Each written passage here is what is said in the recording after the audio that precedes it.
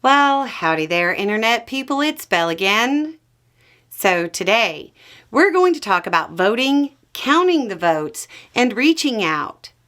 So, we had a question come in that I find interesting because it gets to the heart of doomer mentality, even though that's not what the question is really about.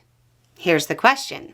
Quote, I have a friend, and yes, I know that's how all awful questions seem to start out. But anyhow, I have a friend who doesn't vote because he says it doesn't matter, that it's all rigged. I've tried to talk to him about this and about the massive number of people that didn't vote in the last election and how that could have changed the results of the election. But he insists that it's all rigged and no matter what you voted, it won't matter. He kind of likes the Illuminati conspiracy. But I'm wishing that I could find a way to encourage him to become more involved, or at least vote once in a while. He is definitely among the people affected by these recent cuts. Then there's some light personal info about him. Do you have any suggestions as to how I can actually reach him about this? Okay, so you don't really say how taken with conspiracy theories he is. Please understand, if they're really out there with it, it's not a good idea to reinforce them. That being said, one thing I've always found interesting is when people fall for something that could easily be a conspiracy theory, while talking about a far more complex and therefore less likely theory.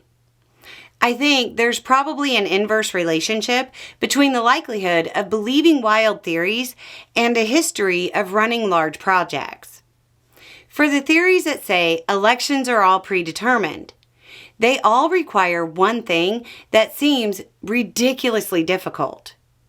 Whoever is running this little operation would have to simultaneously control the election apparatus in more than 3,000 counties, and rig it in such a way that all of the employees in each election office and the observers all see the same numbers line up in each and every county in the U.S.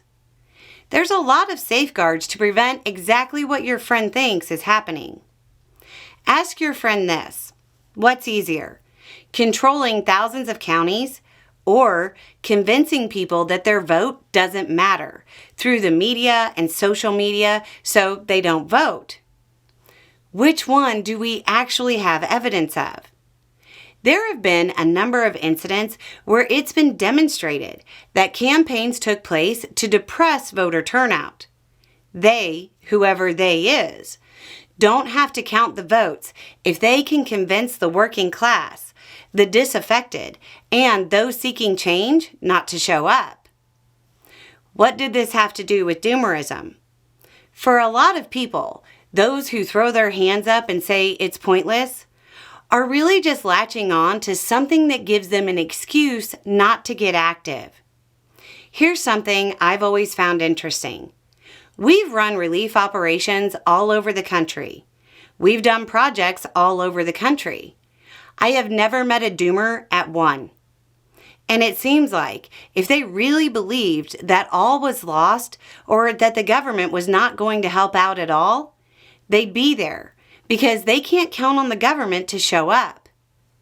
Next time something happens in your area, show up and volunteer and tell me I'm wrong. Anyway, it's just a thought. Y'all have a good day.